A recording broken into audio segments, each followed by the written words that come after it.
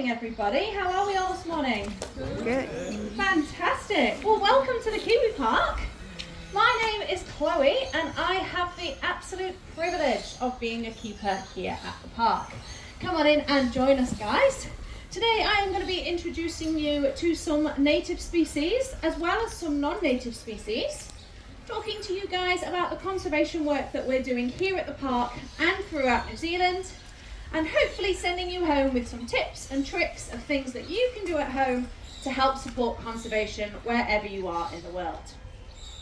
Now, before we do get started, there are just a few things I want to go through with you guys, okay? The entrance door that you came through is also your exit door today, okay? Same way in and out. However, we are going to be bringing some flying guests out and about, so we do ask that while they are around, that we keep this door closed for us, okay?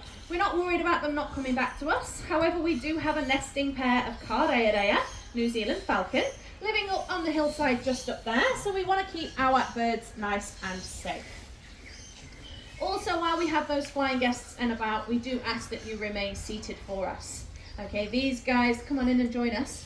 These birds, once they've set off on a flight path, are very slow to deviate from that flight path, if at all. So the likelihood is they will just fly straight into you, okay, which is not great for you or the birds. So just remaining seated while we have any of those flying guests out and about. However, you are more than welcome to leave at any point throughout the show if you need to, and I promise I won't be too offended, okay? And finally, and most importantly, and probably most difficultly, I'm going to ask that you don't touch any of the animals that we bring out today. Okay, they are very used to being handled by us guys. We see them every single day. However, unfortunately for you guys, you are a bunch of strangers, and I'm pretty sure you wouldn't like being patted on the head by 100 strangers every day. So I know that our animals will appreciate that as well.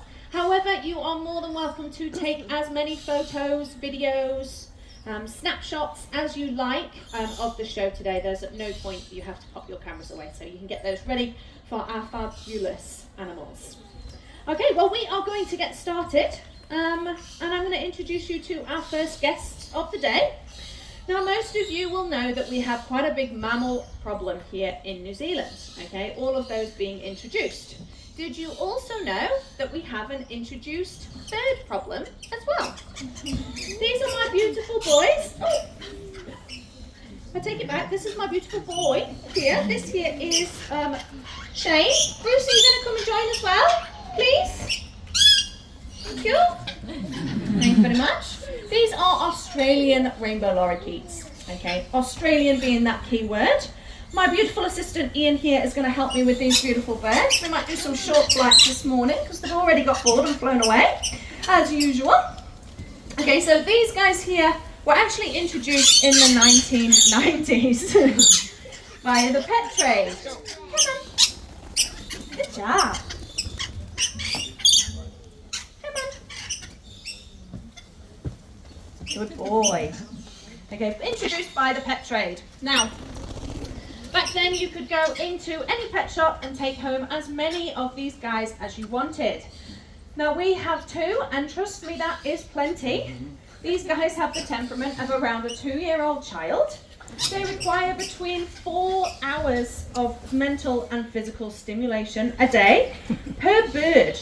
Okay, now that's an 8-hour job if you've got 2 of them. For me and Ian here, that's not a problem. Okay, that's quite literally our jobs and what we got paid to do. If you were heading off to work, however, you would return to absolute carnage. Their furniture would be torn to pieces. There would be liquid poop on pretty much every single surface, as they do go to the bathroom approximately every 5 minutes. And probably have a noise complaint from the neighbours. This is when people went online to find out just how long these guys could live for. And the answer to that question is around 25 years. Okay, that is a very long lifespan for these birds. Okay, and essentially a decade and a half of looking after rainbow-coloured flying toddlers. It's a lot more than most people bargained for. So they did what they thought was best, and that was to release these birds out into the wild.